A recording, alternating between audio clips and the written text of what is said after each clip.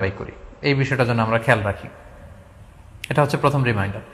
দ্বিতীয় রিমাইন্ডার হচ্ছে, আমাদের দেশে প্রায় এটা ঘটে, জবাই করার পরে অনেক কসাইরা তাড়াতাড়ি এই পশুটার দেহ থেকে প্রাণ বের হয়ে যাওয়ার জন্য ছোট ছুরি দিয়ে জবাই করা প্রাণীটার গলার মধ্যে খোঁচা মারতে থাকে, গলায় বারবার খোঁচা মারতে থাকে। এটা কিন্তু ঠিক না। স্পাইনাল কর্ডে যদি আপনি জবাই করার পরে বারবার খোঁচা মারেন, তাহলে কিন্তু এই প্রাণীটার অপমৃত্যু হতে পারে, অর্থাৎ এটা স্বাভাবিক কোনো মৃত্যু নয়।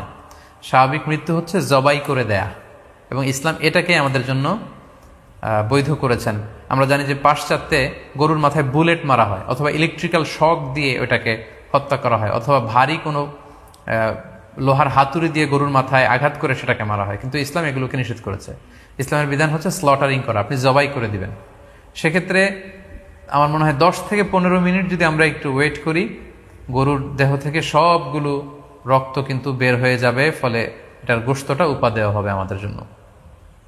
কিন্তু আমরা যদি তাড়াহুড়ো করে, বিশেষ করে অনেক কসাই ভাইরা রুহটা যাতে তাড়াতাড়ি বের হয়ে যায়, প্রাণটা যাতে তাড়াতাড়ি বের হয়ে যায়, জবাইয়ের পরে আবার ছোট ছুরি দিয়ে স্পাইনাল কর্ডে খোঁচা মারতে থাকে, এটা কিন্তু ঠিক না। এতে করে যেটা হয়, এটা স্বাভাবিক মৃত্যু হয় না, বরং অপমৃত্যু হয়ে থাকে। আমরা যখন কুরবানি করি তখন প্রাণীটার শ্বাসনালী এবং কণ্ঠনালী কেটে যায়, এবং তারপরে রক্তনালী, যেটাকে ইংরেজিতে বলে জুগুলার ভেইন, এই জুগুলার ভেইনটা যখন কেটে যায় তখন কিন্তু প্রাণীটা আর ব্যথা পায় না। গবেষণায় দেখা গিয়েছে যে যদিও আমরা দেখি যে প্রাণীটা খুব ছটফট করে, লাফালাফি করে, কিন্তু আসলে সে ব্যথা পায় না। জুগুলার ভেইন যখন কেটে ফেলে তখন ব্রেইন তাকে স্পাইনাল কর্ডের মাধ্যমে হার্টে সিগন্যাল দেয় আরো বেশি পাম্প করার জন্য, আরো বেশি রক্ত পাঠানোর জন্য। ফলে দেহের সবগুলো রক্ত গলার ওই কাটা জায়গা দিয়ে কিন্তু বের হয়ে যায়।